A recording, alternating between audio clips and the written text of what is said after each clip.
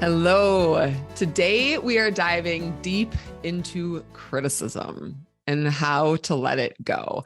I've been wanting to do an episode on criticism and feedback for a long time, and it just hadn't risen to the top of the priority list until this week when I got some criticism that was really unexpected and kind of flattened me for a little while. And I wanted to talk about that and what I did to get out of that. And then a new, just like huge realization that I had that was totally new and really helped me see criticism in a completely different way. And so we're going to walk through three different ways to let go of criticism or to think about it differently. And I have no doubt that one or all three of these ways will help you.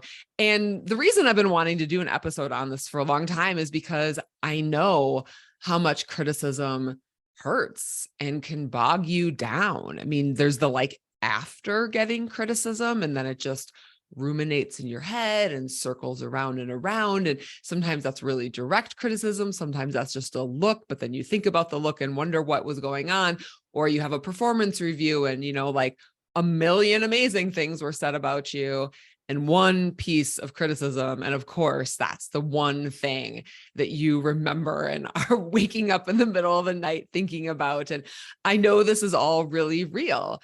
And then there's also a piece of fear of getting criticism that can stop you from putting yourself out there in the first place, from sharing your voice, from putting a new idea out there, from asking a question, from being big in your energy. I mean, just a million different ways that the fear of criticism, or what will other people think, which is kind of the same thing, stop you from being yourself, from sharing new ideas, from putting yourself out there, all of those things. So there's both the after effects of real criticism that you've gotten and the fear of getting criticism that holds you back.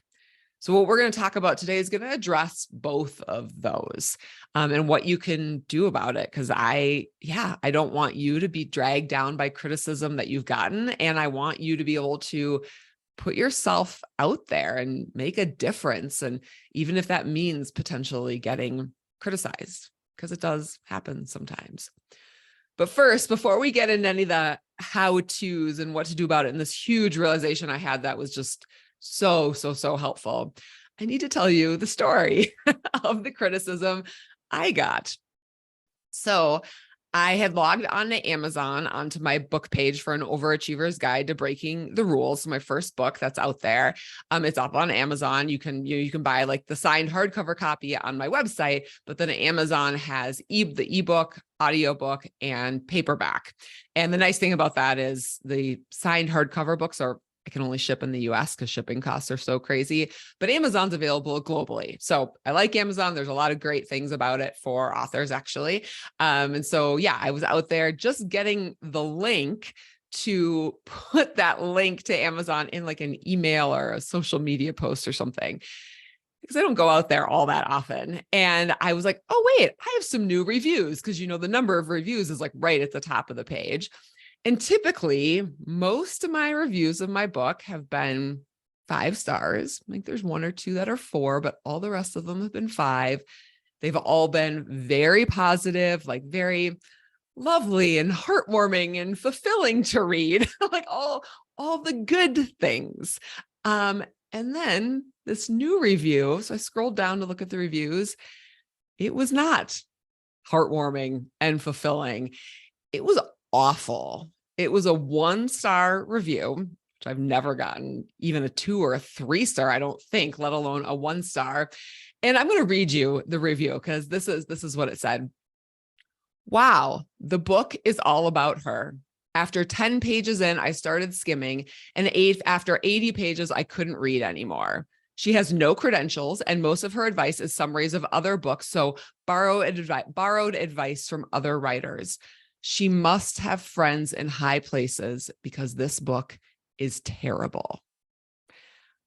I was slammed by that. I think partly it just came out of nowhere. It wasn't like I was reading feedback that I was expecting to get. It was whoa, I was sitting there doing something else and all of a sudden reading this book review thinking, holy cow, like where did this come from?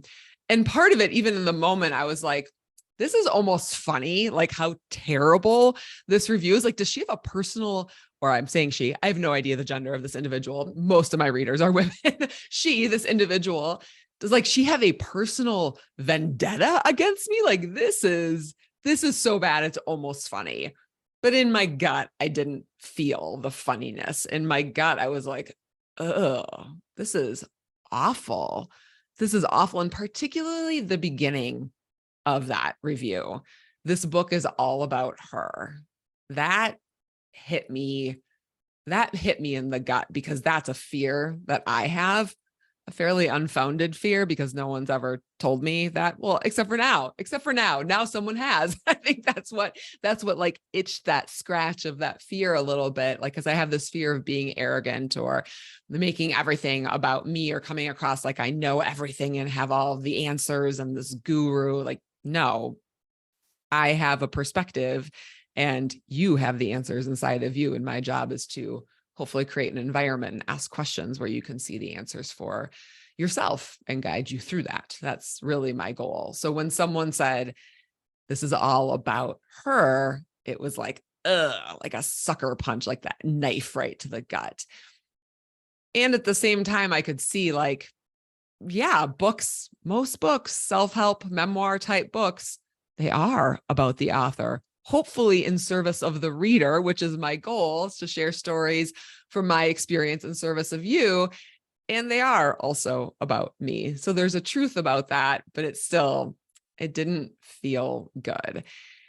And I was sitting there, I was supposed to be doing other work. I had other things I was going to get done. And yeah, I was distracted by this review and annoyed that I was distracted.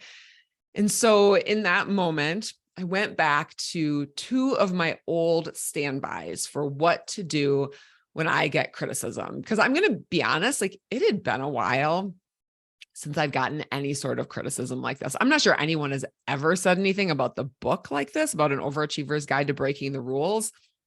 Yeah, I mean, I'm sure not everyone has loved it, but no one has told me directly anything like what's in this review. And then, occasionally there's people in speaking engagements or programs that I'm in that just don't jive, and that's okay. And I get that feedback every once in a while, but nothing, it had been a long time since I'd gotten any kind of feedback that was like this direct. And so I went back to two of my old standbys, and these both come from the book Playing Big by Tara Moore. And it's been so long since I've read that book that I'm sure they've morphed. So I don't want to make it sound like I'm quoting her, because that might not be accurate, but I also want to give her credit because she was really the one who started me thinking differently about criticism and praise and feedback. There's a chapter in her book Playing Big on all of that. So I know that these two originated from her book, and they are great for any type of criticism situation. So I'm going to tell you how I use them and how they've showed up in my life, but you can use them for any type of criticism, any type of constructive feedback, negative feedback, just plain old, sometimes even mean comments. Like, I'm not talking about like abusive or dehumanizing comments. That's a whole different category, but yeah, those comments that are just mean. Like, you can use these for all of those types of situations. So the first one is just to know and remind yourself on a deep level, not everyone is going to like everything I do. And not everyone is going to like everything you do either. This is just a fact. Like you see those memes that are like, you're not tacos, you can't please everyone. And they're kind of silly, but there's also a truth. And also there are people who hate tacos. Like, it's true, even amongst the 99% of people that love a good taco, there's going to be that 1% of people that just straight up don't like tacos. It doesn't mean anything is wrong with tacos. It's just that person's personal preference. And that is true for me too, and anything I create. And that is true for you as well. Not everyone is going to like what I create. Not everyone is going to like my style of speaking. Not everyone is going to like what I put into a book. Not everyone's going to like my style of writing. It's just true. It's impossible to please everyone because we all have different experiences and perspectives and preferences. And I flip this around on myself often when I need to remind myself, okay, not everyone's going to like it, and that's okay. Because there are like critically acclaimed books and movies and other things that people have created. There are podcasts out there that I feel like I should like. And then I get on there and I'm just really annoyed by the person who's heading up the podcast. And I can't tell you why. Oftentimes there's just something in their style, something in the writing style, something in the story, something in the movie that I just don't like. They're still good. They're just not good for me. And I remind myself of that when I get any kind of criticism. It's like, no, wait, I don't like everything, even things that are good, even things that have won awards. I don't like them all. And that's okay. That means not everyone's going to like what I do either. And this person clearly did not like An Overachiever's Guide to Breaking the Rules, very clearly. And that's okay. Not everyone is going to like it. Not everyone is going to like Grounded Wildness either. And that's okay. I remind myself of this like every time that I get any kind of criticism. And yes, I know like not everything relates back to, I've been giving some examples that are more about things that you create, but this is also true about the way that you communicate or the way that you lead or the way that you show up in a meeting. Like, not everyone is going to like your style 100% of the time. That's just the way it is. So I remind myself of that every single time I get any sort of criticism. So that's one of my big standbys when it comes to criticism. Not everyone's going to like what you do. Not everyone's going to like your style. Not everyone's going to like what you create. Point blank. It is just a truth we all need to accept. And I know it can be a hard one to accept, particularly as women. We've often gotten messages around like connecting our worth to likability or that everyone needs to like us. And I think this is one of the barriers to accepting or to letting go really of criticism in the first place, or that fear of criticism is because of this likability thing. So know that it can hurt on a personal level. And also it's connected to some of those rules that we get often, but we just need to let that sink in. Not everyone is going to like you. Not everyone's going to like what you create. So just remind yourself of that over and over and over again. So that's standby number one I've used for years. Super helpful. It's a good reminder. The second one is to pause. And this goes for any kind of feedback. Honestly, it even goes for praise and really good feedback as well. Ask yourself, what is helpful in this criticism, or what's useful in this criticism? So when I stopped and asked myself about this book review, what's actually helpful in here? In this case, the answer was nothing. Nothing in this book review is helpful. First of all, I've already published the book. I can't change anything about it at this point, but also there is nothing to learn from a scathing review like this. There's just nothing helpful about it. Now, I want to point out, if someone had written a review like, I didn't like this book because this part of it was really discriminatory, and here's why, ... That kind of review with a specific example, with something that I really care about, with something I want to be aware of, that's going to make me pause and reflect and think differently. I still can't change the published book.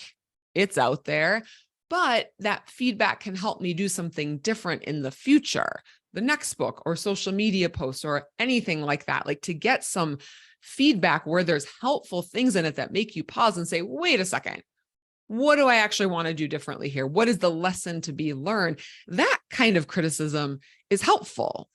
That kind of criticism is helpful. And I can think of two ways that I've used this. So one, I remember several years ago, or a couple of years ago, I posted something on LinkedIn, and I don't remember the exact wording of the post, but it was something that was encouraging people, like, if you're in a job that you don't like or that's causing burnout, then it's, to encourage you to listen to your intuition and to look for another role. Like, you don't have to stay in this job just because you don't like it. It was something in that realm. And someone that I'm connected with who lives in West Africa responded, and his perspective, he said, "Hey, I just want to let you know that that's a really privileged point of view. Where I live, if you have a good job that's stable, you keep it." And I thanked him for this response because I stand by what I said. And also, his response reminded me of my privilege and that it's coming from a certain perspective and a privilege that not everyone in our world or even in the United States has. And that was helpful. I still remember it. And I didn't even feel badly about it in the minute or in the moment that he gave that feedback. And it was just a comment on the post, but it really was feedback. It was his perspective. He was sharing it and it was feedback. And it was given in a way that was really respectful and raised my awareness and was helpful. So I could pause and say, what is helpful about this? Where do I want to remember in the future where I might have privilege that not everyone has? And how can I incorporate that into what I'm communicating, how I'm thinking, what I'm sharing?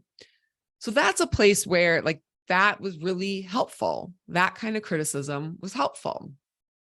And then I think back to my corporate career where on and off during my entire corporate career, I got feedback that I could be too direct. And I took this feedback really to heart, too much to heart. And what would have been really useful in that moment would be to pause and say, okay, what of this feedback is actually helpful? And where do I just want to throw the rest out the window? And what was helpful about that feedback and being told that I was too direct was the small portion of it was good for my awareness to be aware of I don't want to railroad over people. I want to listen. I want to create an inclusive environment. I want to make sure that other people around me also feel like they have a chance to be heard and to share their perspective and ideas and opinions. All of that is really important to me. So getting this feedback that I could be too direct, a small part of that was helpful for just some awareness that maybe my directness at times might impede others, and I don't want that to happen. So be aware of that. That was the helpful part of it. The other part of it, which was the majority, was actually not helpful because as I reflect back on that feedback, I can see that a man never would have gotten that feedback. It was based in bias about how a woman is and is not supposed to show up in the world, those rules that we're taught about how we are supposed to use our voices or not supposed to use our voices, and the energy and force that we are supposed to have. And I was breaking those rules by being direct. And I was also pretty early in my career, so I might have been breaking some rules in that from my age perspective as well. And that was not helpful. It wasn't helpful to receive feedback that was based in bias. And actually, yes, awareness around empathy and inclusion and listening is good when communicating, but there's also a lot of positive things about being direct and sharing things and bringing them up and bringing things up that people aren't talking about, or sharing an idea directly that can impact others. These are positive things. I almost dumped over my water. If you're watching the YouTube version right now, yes, I'm getting a little excited here. I now have water on my arm. So anyway, let's get back to it. We're not going to edit that part out.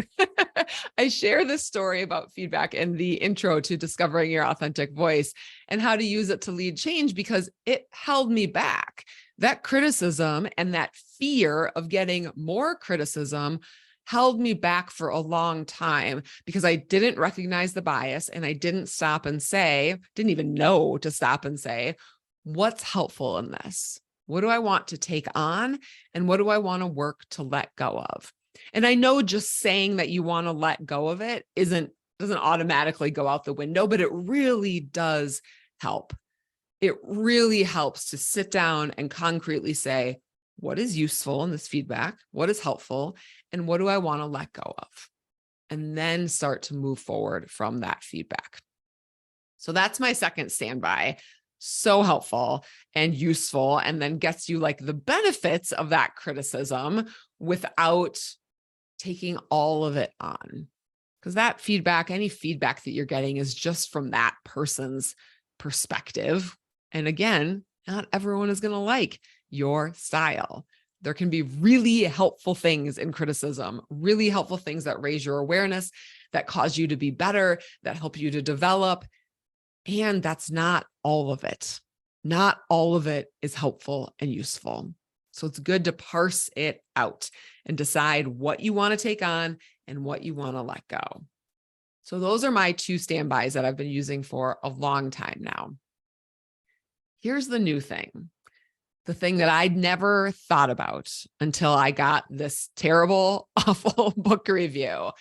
I was sitting right where I'm recording this at my desk, annoyed that I was distracted by this feedback because I knew these 2 things. I knew not everyone was going to like it. I knew it wasn't useful. And those were helpful. I was starting to kind of wind down from the shock of getting this book review. But then a new realization hit that changed everything. I was sitting here, not feeling good about that review, and was suddenly like, oh, wait, this is what happens when you live big. This is what happens when you share your voice. Sometimes you're going to get criticized. This book review isn't hurting me. It is building my resilience. And that last part of like, oh, wait, this isn't hurting me. This is building my resilience to be able to have more courage and more strength to share my voice the next time, to be a little more direct, to be a little more controversial, to share an idea that might rock the boat, to put something out there that might flip things on its head or that not everyone is going to like. I need practice in getting bad criticism, bad reviews, because this is what's going to happen when I put myself out there. And this was just like mind blowing to me.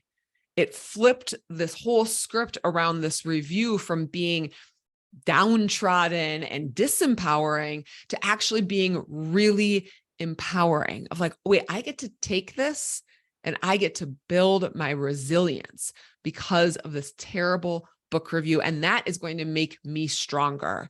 That is going to contribute to the life that I want to lead and the impact that I want to have.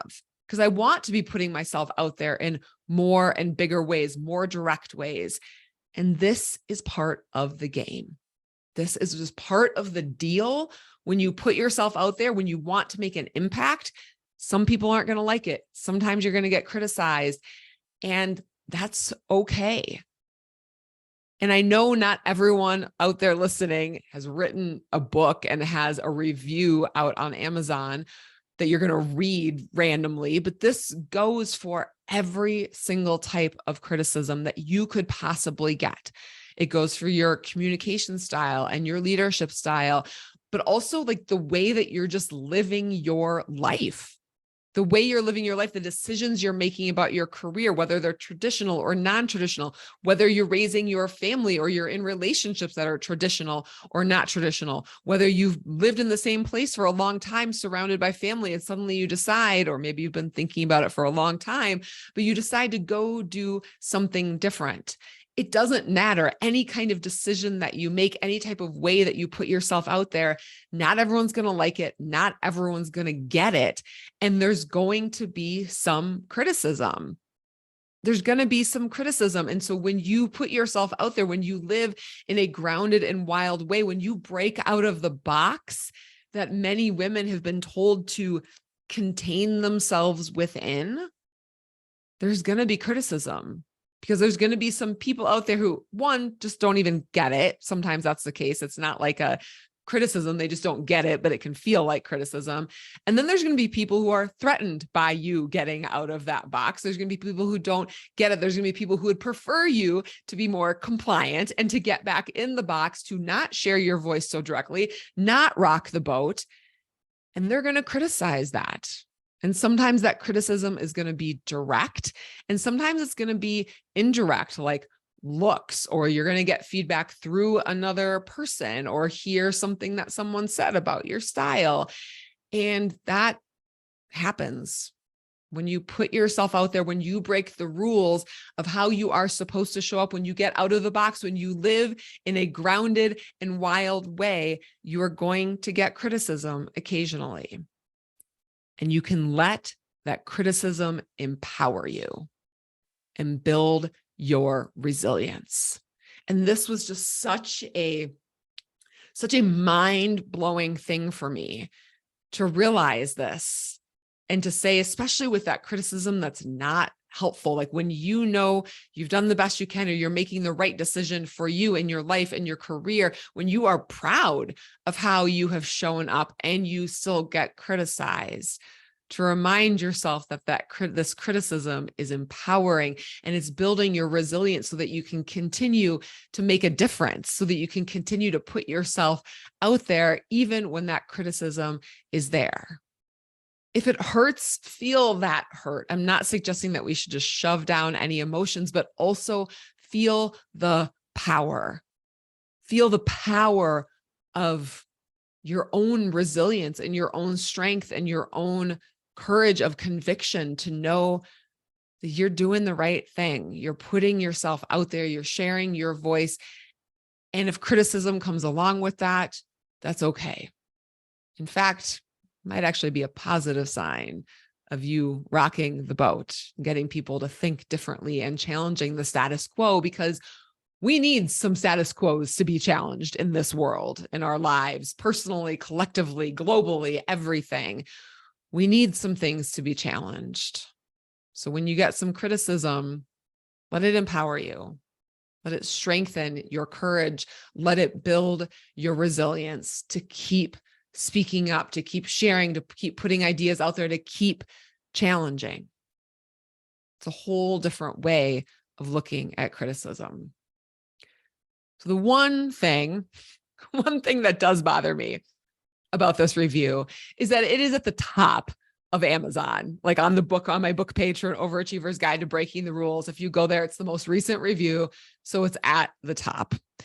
And that does annoy me. I'm not going to lie. I don't like that it is the first thing if people scroll down to the reviews that they're going to read, even though all the other reviews are really positive. That top one is there. So I have a favor to ask. If you have read An Overachiever's Guide to Breaking the Rules and you enjoyed it, please go out and write a review. You actually don't have to have purchased the book on Amazon. I didn't know this until I became an author. You don't have to have purchased the book on Amazon in order to write a review. Not at all. It'll say verified purchase if that person did buy it from Amazon, but anyone can write a review. So you can write a review of like anyone who's been self-published, or if you've gotten their book from the library or bought it off their website, you can still write a review on Amazon. And it's super helpful for that author, or probably other people who have products as well, in order to do that. And the way that you do that, if you're on a laptop, well, either way, you scroll down to the reviews section. And if you're on the laptop, you'll see just to the left of the top of the reviews, a little white button that says write a customer review. And if you're on a phone, scroll down past the first set of reviews. There'll probably be 4 or 5 reviews on there. And beneath that first set, you'll see that same white button that says write a customer review, and just click on that. And it takes 2 minutes to share. So if you like the book, if you've read it, I would really, really appreciate a few more reviews on there to knock this one out of the top slot. It doesn't bother me anymore that it was there. I feel like it's empowering, and it still really annoys me that it is the first thing that people will read when they scroll down to the reviews section. So would love it if you could help me knock that one out of the top slot and just put it down a couple notches, So please go out there and review the book, and be honest. If there's things you don't like, you can put those in the review as well. But I'm guessing if you're sitting here listening to the podcast, you're not going to have quite the scathing review that individual had. I mean, really, I do wonder, wow, that was quite a review. And anyway, so yes, thank you in advance for doing that. And yeah, remember this new take on criticism. The next time you get any sort of criticism, remember, not everyone is going to like what you do. Ask yourself what is helpful about that criticism, and then let that criticism empower you Let it fill you with resilience and courage to keep using your voice. Because yes, getting criticism is hard.